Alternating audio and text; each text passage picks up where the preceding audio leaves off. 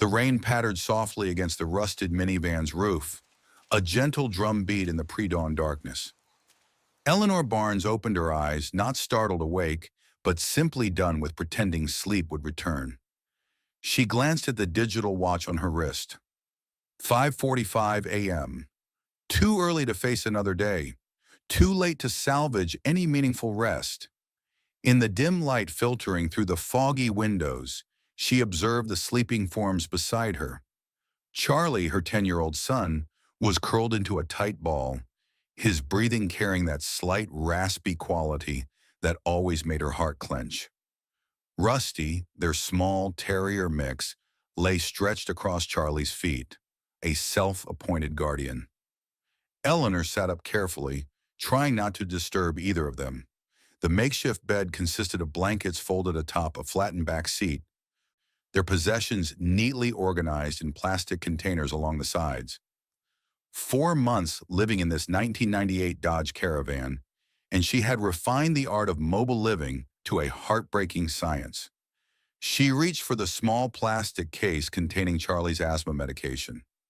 Opening it revealed two rescue inhalers, one nearly empty, the other perhaps half full. Enough for a week, maybe less if his breathing worsened with the changing season. Eleanor's fingers curled tightly around the case, a physical manifestation of her deepest fear, being unable to provide the most basic necessities for her child. "Mom?"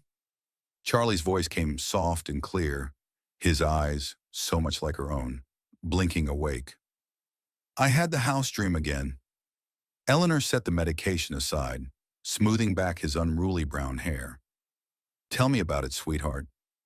Charlie sat up, careful not to disturb Rusty. "It had bookshelves all the way to the ceiling, and a window seat where I could read while it rained. And Rusty had his own little bed next to mine." His voice held no self-pity, just the simple description of a child's perfect world. "That sounds wonderful," Eleanor replied, the words catching slightly in her throat. "We'll have it someday, right, Mom?" Eleanor nodded, summoning a smile that didn't quite reach her eyes. "Yes, Charlie. One day." The truth hung between them, unspoken, but understood even by a 10-year-old. Once, they'd had a small apartment in Boston's Jamaica Plain neighborhood.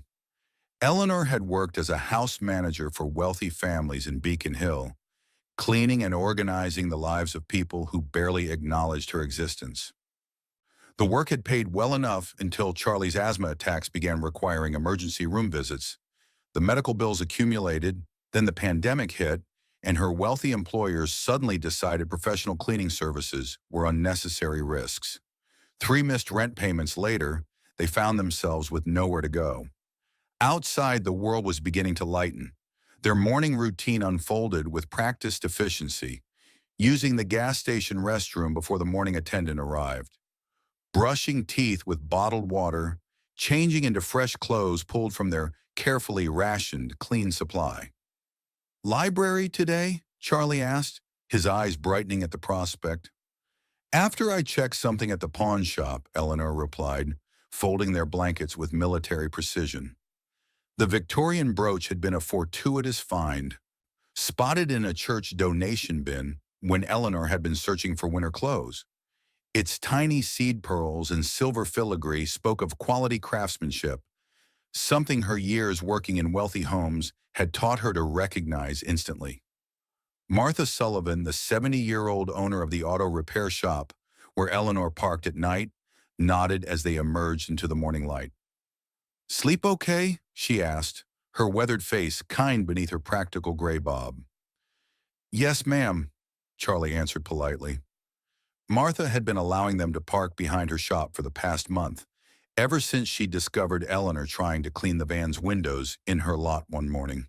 The older woman never mentioned their situation directly, never offered charity that would wound Eleanor's pride, but small kindnesses appeared regularly: bathroom access during business hours, occasional use of the microwave, and most importantly, a safe place to sleep.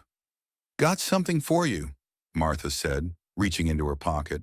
She handed Eleanor a slightly crumpled flyer. "Storage auction today. Thought of you since you've got an eye for that sort of thing. Eleanor scanned the details. Valley View storage units abandoned or unpaid for 90-plus days. 10 a.m. start. Cash only. Win and clear within 48 hours. Thank you, Eleanor said, carefully folding the flyer and tucking it into her jacket pocket. Martha's eyes held a knowing look.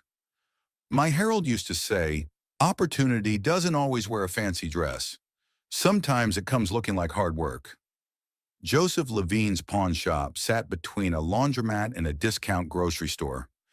Its barred windows and flickering neon sign broadcasting both opportunity and desperation. Inside, the small, clean space smelled faintly of metal polish and old wood. Joseph himself, a dignified man in his 60s with a neatly trimmed salt and pepper beard, looked up as the bell above the door announced their arrival. His eyes, magnified slightly by reading glasses perched on his nose, took in Eleanor, Charlie, and Rusty, who waited patiently outside, tied to a bike rack. Good morning, he greeted them. Morning, Eleanor replied, approaching the counter. She carefully unwrapped the brooch from its tissue paper. Joseph picked up a loop and examined the piece. Victorian, he said appreciatively. 1880s, I'd estimate. The silver setting is good quality, though not platinum or white gold. The pearls are real, though small. Eleanor nodded. That's what I thought. Joseph's eyebrows rose slightly at her knowledge. I can give you $60. Eleanor had hoped for 75, but knew better than to appear desperate. 65? Done, Joseph agreed, setting down the loop. As he counted out the bills, he asked, Where did you learn about antiques? I worked in fine homes for many years. Eleanor answered simply, You learn to recognize quality when you're cleaning around it every day. Charlie, who had been quietly looking at a display of pocket watches, joined his mother at the counter. Joseph's gaze softened as he took in the boy's curious eyes and too-thin frame. You play chess, young man? He asked. Charlie nodded. At the library sometimes. Joseph reached under the counter and pulled out a battered wooden chess set. Take it, he said, pushing the set toward Charlie. Board folds up. Pieces are magnetic. Previous owner didn't want it back. Charlie looked questioningly at his mother. That's very kind, Eleanor said, a note of wariness in her voice. She wasn't used to generosity without strings. Joseph shrugged. I have 3 grandchildren. Education is everything. He gestured toward the chess set. Games that make you think are important. With Eleanor's nod of permission, Charlie carefully took the set, cradling it like a treasure. Thank you, sir. Outside, Eleanor counted their money, 65 from the brooch, plus the 47 they already had, $112. Enough for a week of gas and food if they were careful, or a gamble on something more. Can we go to the storage auction, Mom? Charlie asked, clutching his new chess set. Like on those TV shows? Eleanor looked at the flyer again, thinking of Martha's words. Opportunity doesn't always wear a fancy dress. We'll see, she said, but something in her voice had changed. A note of possibility where before there had only been resignation. The Valley View storage facility stood on a dusty back lot, surrounded by chain-link fencing topped with razor wire. A cluster of people milled around the entrance. Mostly men in their 30s and 40s carrying flashlights or notepads, all with the keen-eyed look of people hunting for profit. Eleanor parked the van and hesitated, suddenly unsure. These were professionals. She didn't belong here. Mom! Charlie's voice broke through her doubt. His small hand rested on her arm, his eyes wide with a child's unshakable faith. You always know what things are worth, even when other people don't see it. That's your gift. Eleanor felt something shift inside her chest at his words. She nodded and stepped out of the van. You stay close to me, okay? She instructed as they joined the group. A heavy-set man in a company polo shirt began explaining the rules. Each unit would be opened. Bidders would have 2 minutes to look without entering or touching anything. Then bidding would start, cash only. Units had to be cleared within 48 hours. The first unit revealed stacked furniture, a sectional sofa, dining table, and several dressers. The bidding quickly escalated beyond Eleanor's means, ending at $950. By the fourth unit, Eleanor was losing hope. These people knew what they were doing, bidding confidently on units that held obvious resale value. Then came Unit 227. When the door rolled up, several bidders actually laughed. The small 5x10 unit appeared to hold little more than trash. Boxes with water damage, a few pieces of mismatched furniture, some rolled up carpets. "Looks like someone's spring cleaning," muttered a man standing near Eleanor. His badge identified him as Raymond Wells, a regular at these auctions, judging by the familiar nods he received. But Eleanor noticed something. The water damage on the boxes was only on certain ones, those stacked against the left wall. The rolled carpet showed no signs of mold, and a wooden trunk at the back was dry and intact. This wasn't a unit abandoned due to worthlessness. This was a unit where someone had made selective decisions about what to protect. "The starting bid for Unit 227 is $25, the auctioneer announced. A few of the bidders wandered away, clearly uninterested. "$30, a voice called from the back. Eleanor stepped forward, peering into the dim space. Her heart began to race. $45, she said, her voice stronger than she felt. Raymond glanced at her with surprise. "The lady wants the trash, all yours." "Going once for $45, the auctioneer called. "Going twice." 47 hours, Eleanor amended quickly, offering every dollar they had. "I bid $47. $47 going once, twice. Sold to the lady for $47. As Eleanor completed the paperwork and handed over their money, a thin woman with nervous eyes approached her. "Be careful," the woman said quietly. "Excuse me?" Eleanor looked up. "I'm Teresa. I work in the office here." The woman glanced around as if afraid of being overheard. Sometimes units like that, ones that look worthless, they're not abandoned by accident. Sometimes people try to hide things by making them look not worth finding. Before Eleanor could ask what she meant, Teresa hurried away, leaving Eleanor with a padlock key and a receipt for Unit 227. Charlie stood before the open unit, his expression a mixture of excitement and uncertainty. "It does look kind of messy." "Let's see what we've got before we judge," Eleanor replied, stepping into the unit. Over the next 2 hours, they methodically sorted through the contents. Much of it was indeed trash, intentionally damaged items, papers soaked beyond recognition. But there were treasures too. A set of silver flatware wrapped in tarnished cloth, several vintage jewelry boxes containing costume pieces, and hardcover books that had been protected from the water damage. "Mom, look!" Charlie held up an old Polaroid camera. "Does it still work?" "Maybe. We'll check later." Eleanor was focused on the trunk, which was locked. A voice from the entrance made them both jump. "Find anything good?" It was Raymond Wells. "Bet you're regretting that $47 now, huh?" Eleanor straightened. "We're doing fine. Thank you." His eyes narrowed as they fell on the silver flatware Eleanor had set aside. Maybe not a complete bust after all. He stepped away, calling over his shoulder. 48 hours to clear it out. The clock's ticking. When he was gone, Charlie whispered, "I don't like him, Mom." "Me neither, baby." They loaded their most promising finds into the van and drove to a hardware store where Eleanor purchased a small pry bar with $5 precious that Joseph had given her as extra for the brooch. That night, parked in their usual spot behind Martha's shop, Eleanor worked on the trunk while Charlie sorted through their other finds.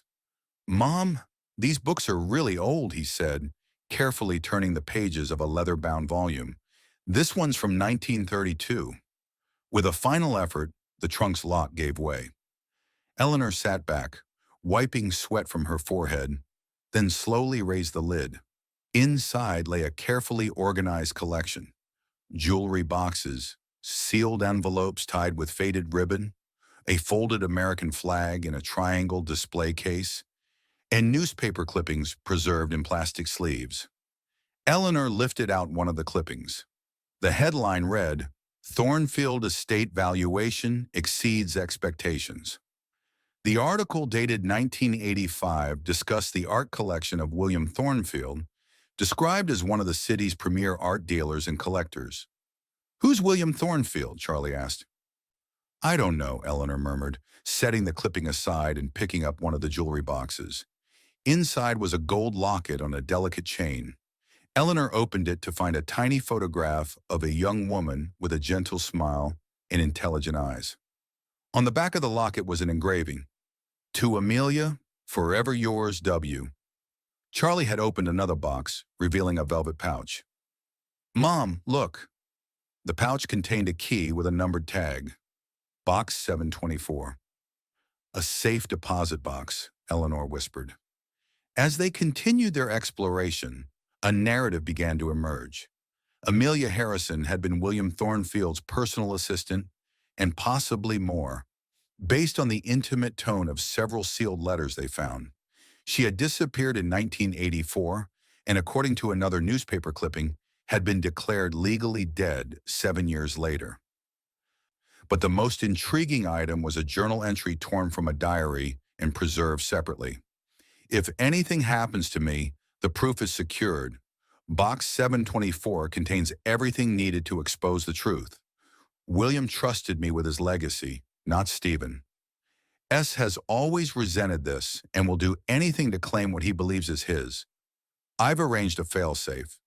This unit is paid for 10 years in advance under a pseudonym. If I can't retrieve these items myself, I pray someone worthy finds them." It was signed simply A.H. and dated August 17, 1984. "Mom, I think we've stumbled onto something serious," Charlie said, his voice hushed. "Like a mystery in my detective books, but real."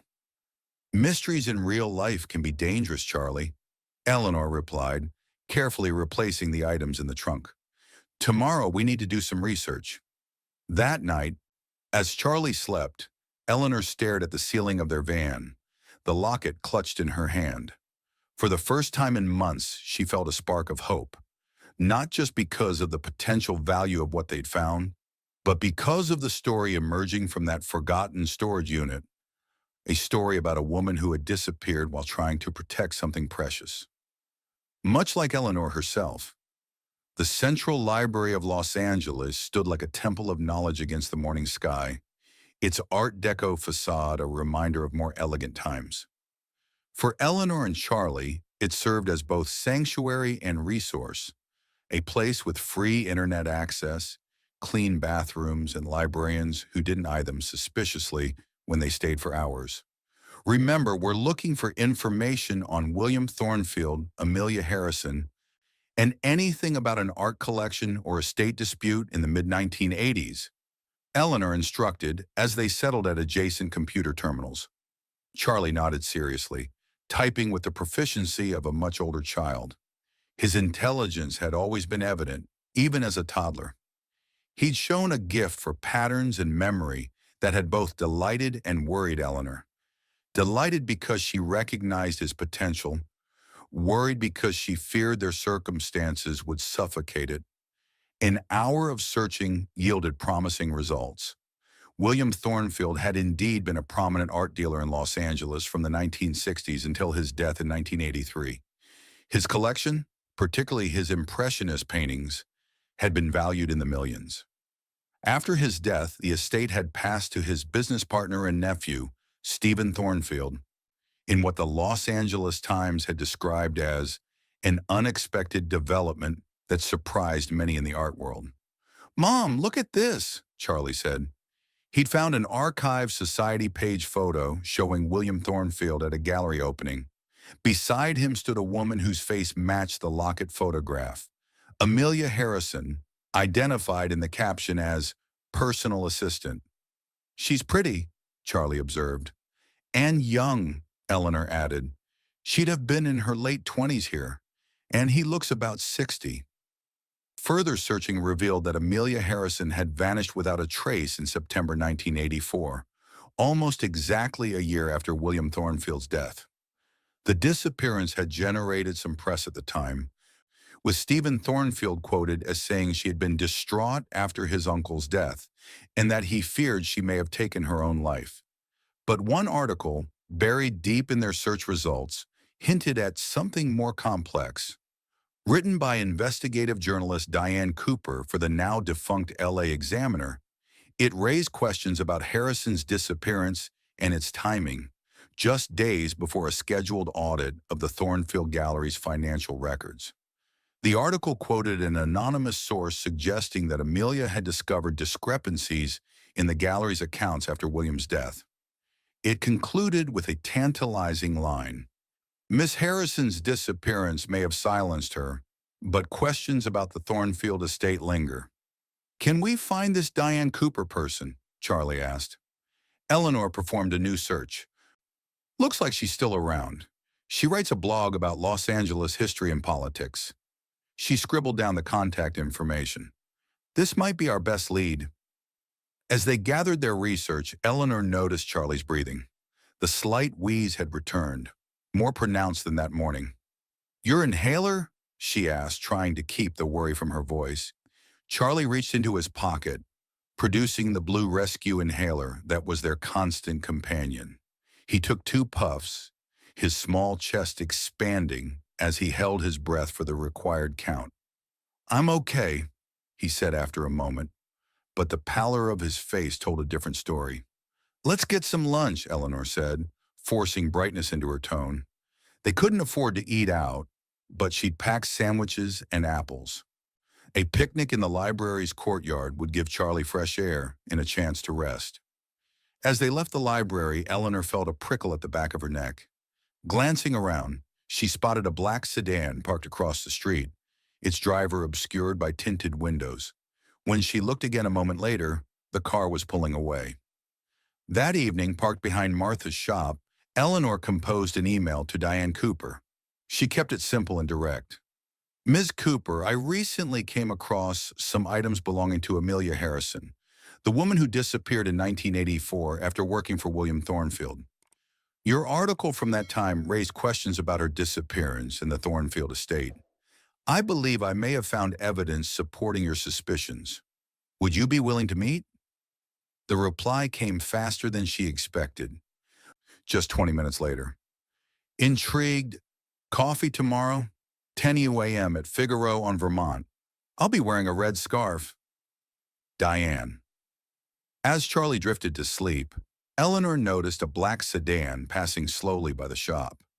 It was the 3rd time she'd seen it today, and this time she was certain it wasn't coincidence. Someone was watching them.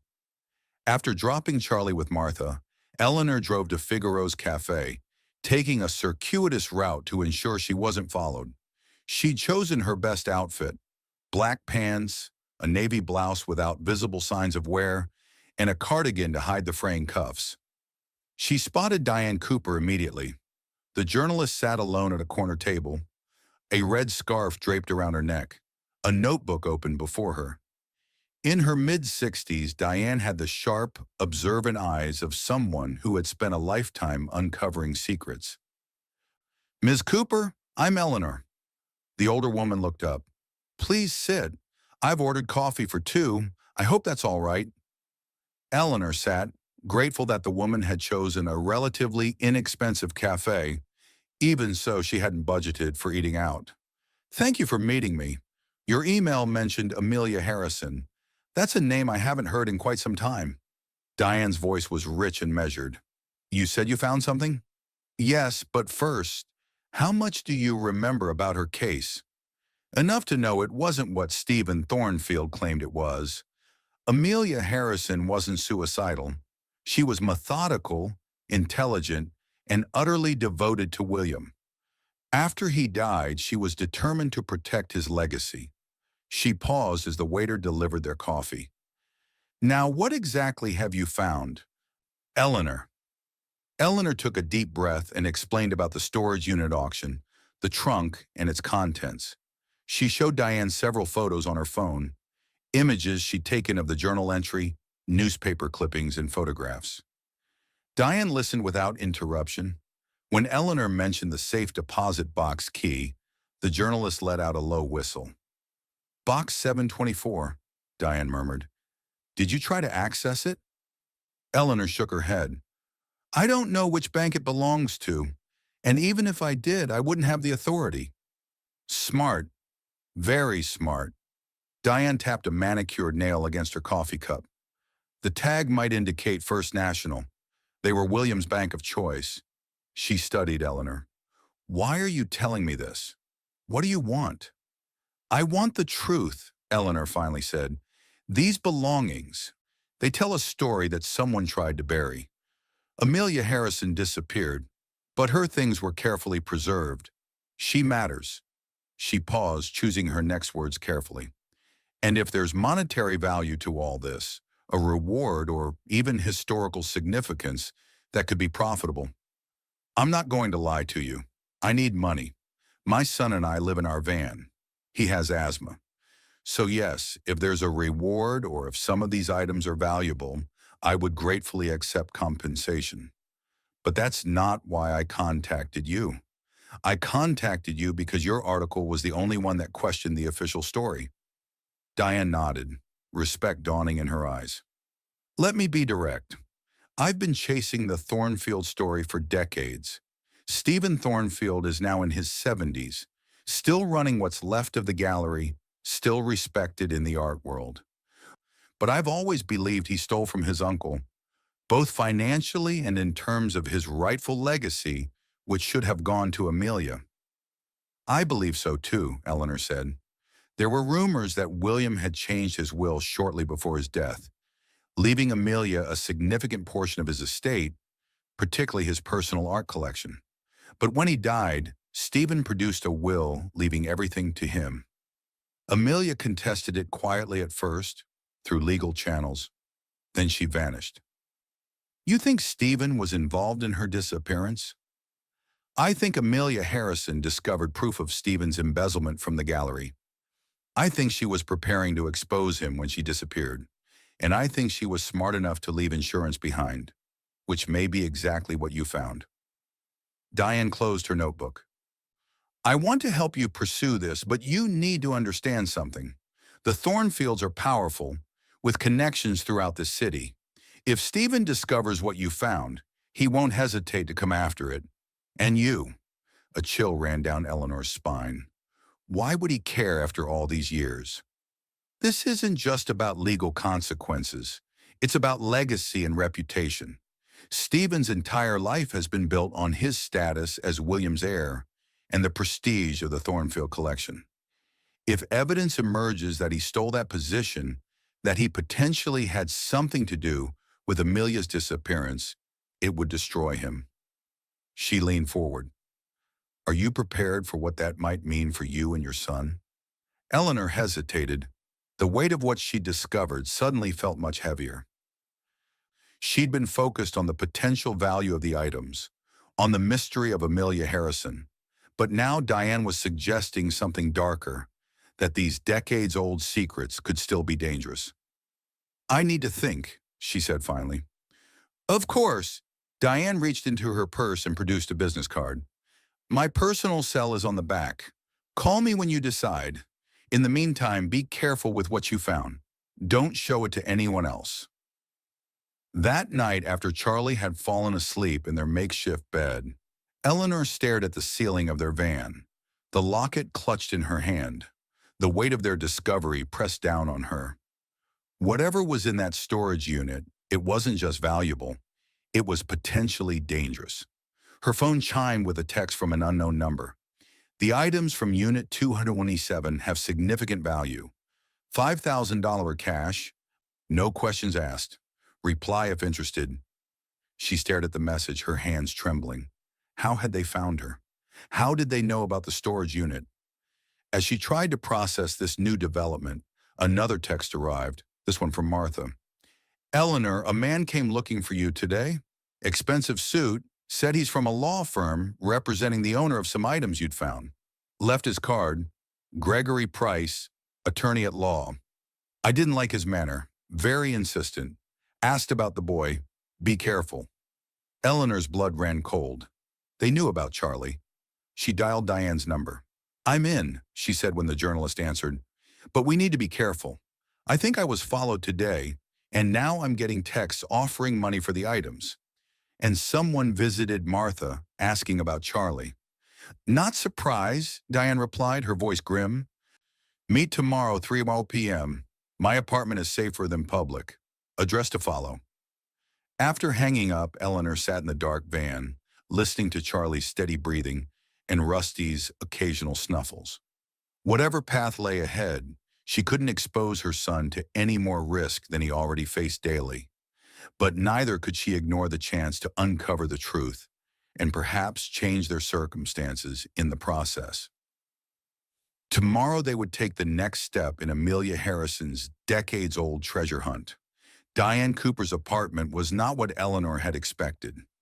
Located in a modest building in Los Feliz, it was a cluttered two-bedroom filled with books, files, and memorabilia from a long journalistic career.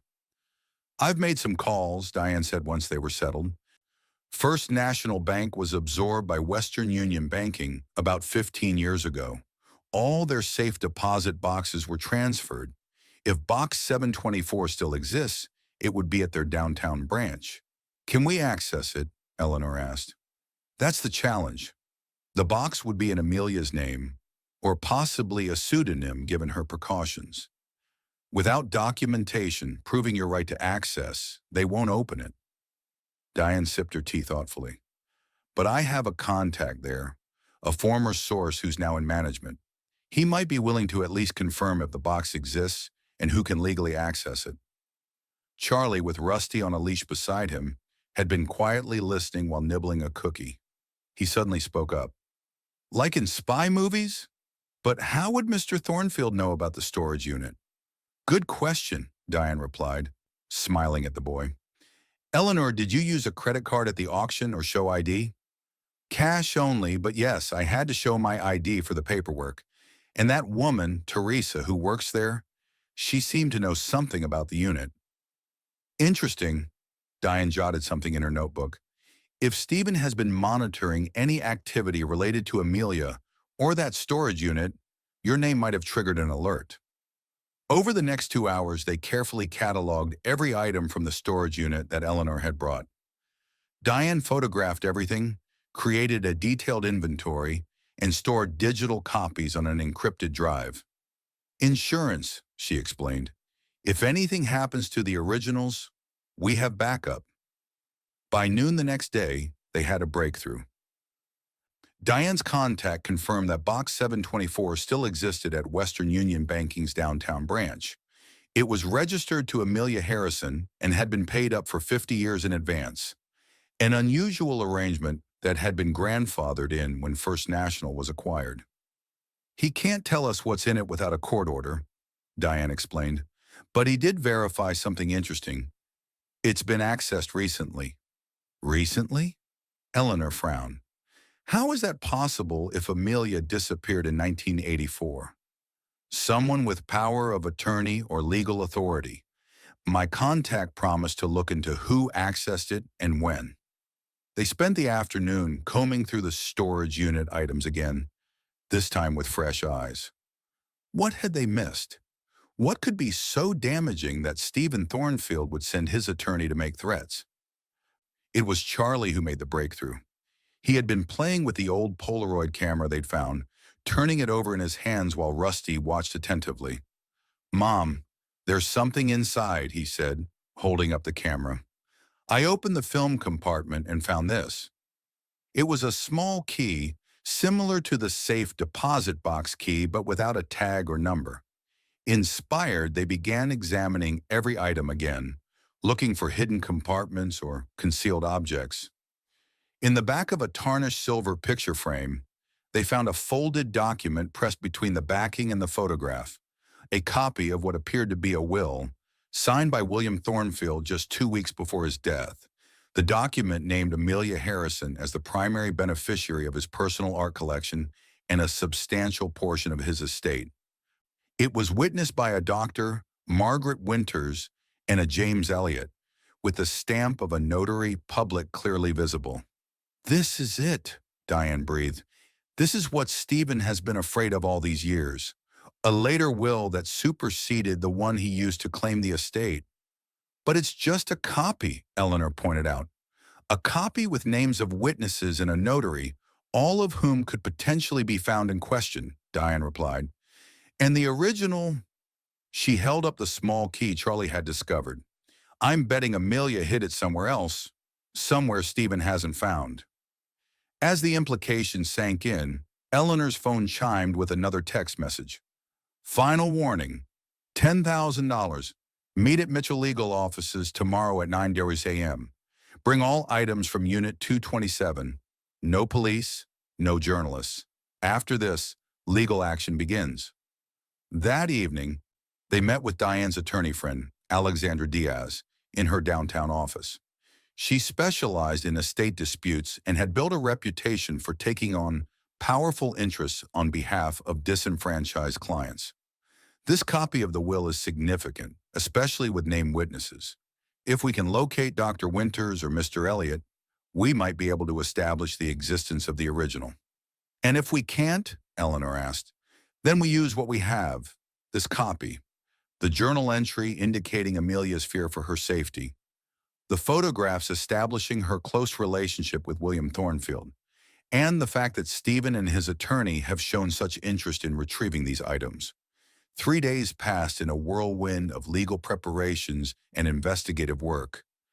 Alexandra Diaz had filed an emergency injunction preventing the Thornfield estate from disposing of any assets related to William Thornfield's original collection. Diane had deployed her network of contacts to search for the witnesses named in the will copy.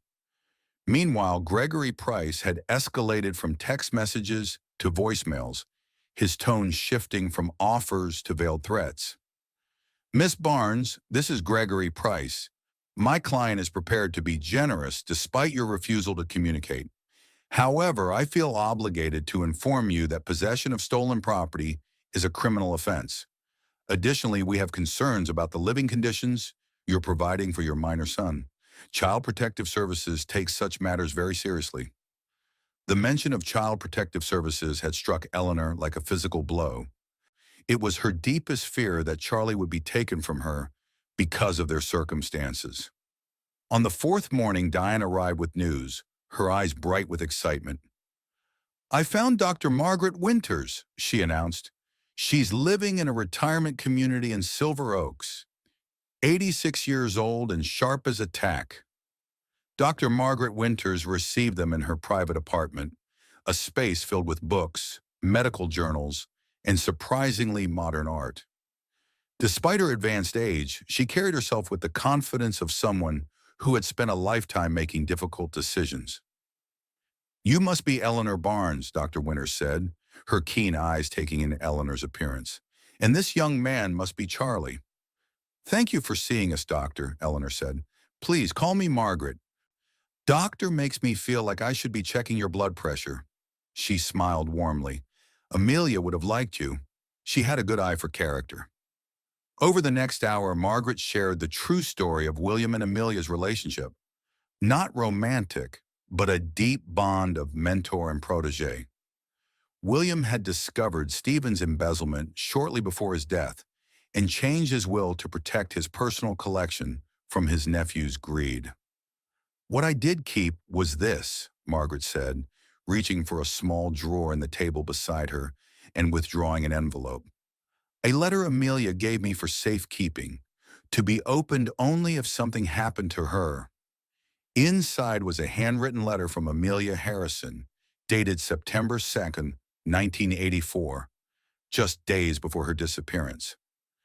It confirmed her fear of Stephen and mentioned evidence hidden where Stephen would never look, in plain sight among what he would consider worthless. This is significant, Diane said, her eyes bright with excitement. With your testimony in this letter, we can establish Amelia's state of mind before her disappearance, directly contradicting Stephen's suicide narrative. I'm prepared to testify, Margaret said firmly. It's long overdue. The preliminary hearing for their civil suit against Stephen Thornfield was scheduled for the following week. As Alexandra had predicted, news of the filing spread quickly through Los Angeles's art community, with several publications questioning the provenance of the pieces in Stephen's upcoming Legacy exhibition. The day before the hearing, Alexandra arranged a meeting at her office. "We've had a development," she announced. "Stephen Thornfield has requested a meeting. Not in court, not with lawyers present. He's asking for a private conversation with you, Eleanor." After much discussion, they arranged a compromise. Stephen would meet with Eleanor at Alexandra's office, with the attorney present, but not actively participating unless legal issues arose. Stephen Thornfield arrived precisely on time, without price. He was tall and thin, impeccably dressed in a suit that emphasized his gaunt frame. At 73, his face was lined with age, but his eyes were sharp and calculating. "I'll be direct," he said after pleasantries were exchanged. "This case, if it proceeds, will destroy everything I've built over 40 years. The gallery, my reputation, my legacy. Even if I ultimately prevail, the damage from publicity alone would be irreparable. I'm prepared to offer a settlement, $1 million to be paid immediately in exchange for all evidence from the storage unit and a signed confidentiality agreement." Eleanor felt a moment of vertigo. $1 million. A house for Charlie with bookshelves to the ceiling. Medical care. Security. An end to the daily struggle of survival. "And what about Amelia?" she asked quietly. "What happened to her?" Something flickered across Stephen's face.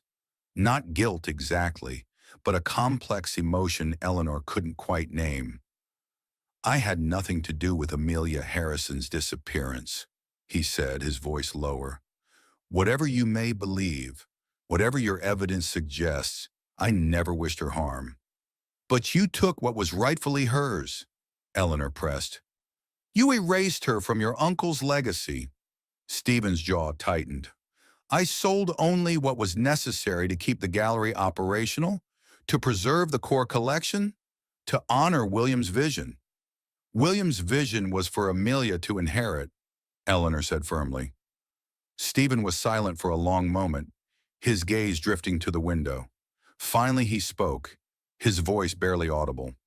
"The last time I saw Amelia was September 15th, 1984. She came to the gallery after hours, extremely upset. Said she knew I'd had her followed, that she'd caught the man breaking into her apartment. She threatened to go to the police, not just about the will, but about everything." He paused. "I lost my temper, said things I shouldn't have, threatened her more explicitly than I had before." His voice grew quieter. "She left, still angry, still determined. 3 days later, she didn't show up to work. Her apartment was found empty, some of her belongings gone. And you let them believe she'd committed suicide," and Eleanor said. "It was the simplest explanation, the one that would end the questions fastest." Stephen's expression was haunted now. "And I never knew for certain what happened to her after she left the gallery that night." The weight of his confession hung in the air between them. Eleanor studied him carefully, seeing not just the entitled businessman who had stolen an inheritance, but also the frightened, desperate man who had lived with his choices for 40 years. "Your $1 million offer," she said finally, "it's not enough. 2 million then, but that's my absolute limit." "I'm not negotiating the amount, Mr. Thornfield," Eleanor interrupted. "I'm saying money alone isn't sufficient." She leaned forward. "Amelia Harrison deserves justice. Your uncle's wishes deserve to be honored, and the truth deserves to be known." Eleanor outlined her terms. A complete accounting of every piece from William's collection that Stephen had sold. A public acknowledgement that Amelia Harrison was the rightful heir. Cooperation with the police investigation into her disappearance, and the donation of the remaining collection to a museum in both William and Amelia's names. That's everything. My entire legacy," Stephen protested, his voice breaking. "It was never your legacy to begin with," Eleanor reminded him gently. "And in return, Alexandra will advise the district attorney that you've cooperated fully. We won't push for criminal charges beyond what the law requires, given your age and cooperation. And the financial component, for you and your son? A trustee position with the museum collection with reasonable compensation. And yes, a finder's fee for recovering the evidence, to be determined by standard legal protocols." After another long silence, Stephen nodded, the gesture one of defeat but also, perhaps, relief. "I've carried this weight for so long," he admitted. "Perhaps it's time to set it down." 6 months later, Eleanor stood in the doorway of Charlie's bedroom in their new apartment, a sunny two-bedroom near the museum, with large windows and, yes, bookshelves that reached from floor to ceiling. Charlie sat on his bed, Rusty curled beside him, both bathed in the warm glow of a reading lamp as the boy pored over an art history book. "Are you happy, Mom?" Charlie asked, looking up as if sensing her presence. Eleanor smiled, her heart full. "Very happy." And it was true. After years of struggle and uncertainty, they had security, stability, and purpose. Charlie's asthma was well controlled with regular medical care. Rusty had a red cushion by the small electric fireplace, and Eleanor had found her calling, using her knowledge and eye for beauty to preserve William Thornfield's legacy as he had intended.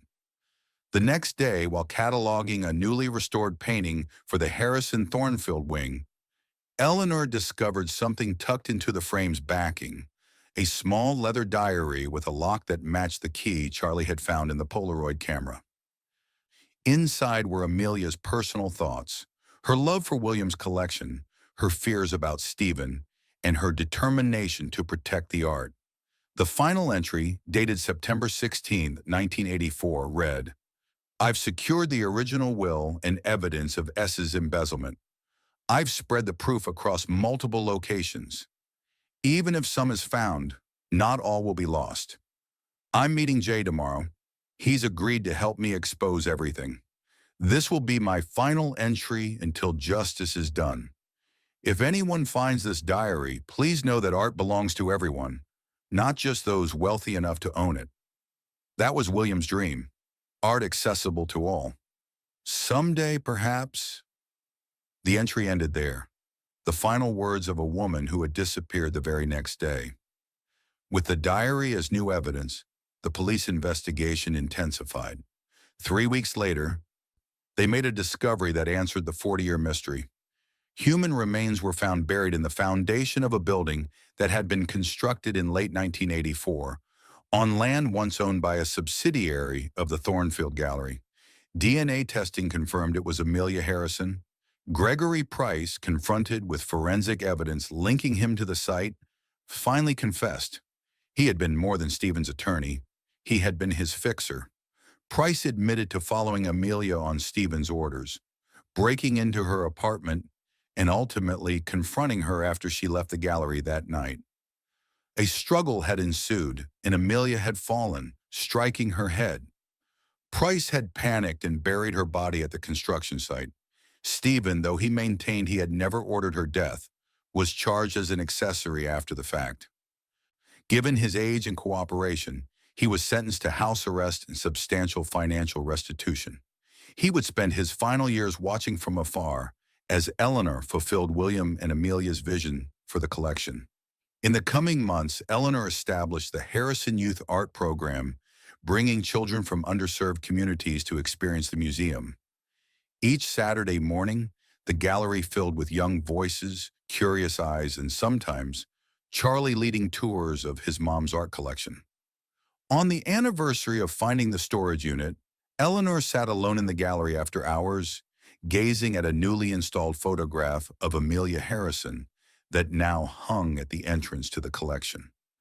Beside it was a plaque that told her story, not just of her tragic end, but of her passion for art, her dedication to William's vision, and her determination to protect what she loved. "We did it, Amelia," Eleanor whispered. "Your story is being told. William's art is being seen by everyone, and now we know the truth of what happened to you. As she gathered her things to leave, Eleanor noticed a small envelope that hadn't been there before, placed carefully beneath Amelia's photograph. Inside was a single sheet of paper with a message written in faded ink. Some treasures are meant to be found by the right people at the right time. Thank you for seeing the true value of what others overlooked. AI. Eleanor stared at the note, her fingers tracing the elegant handwriting. It matched perfectly the samples of Amelia's writing they had found in the diary and letters. But how was this possible? The paper appeared aged, the ink faded, not something created recently.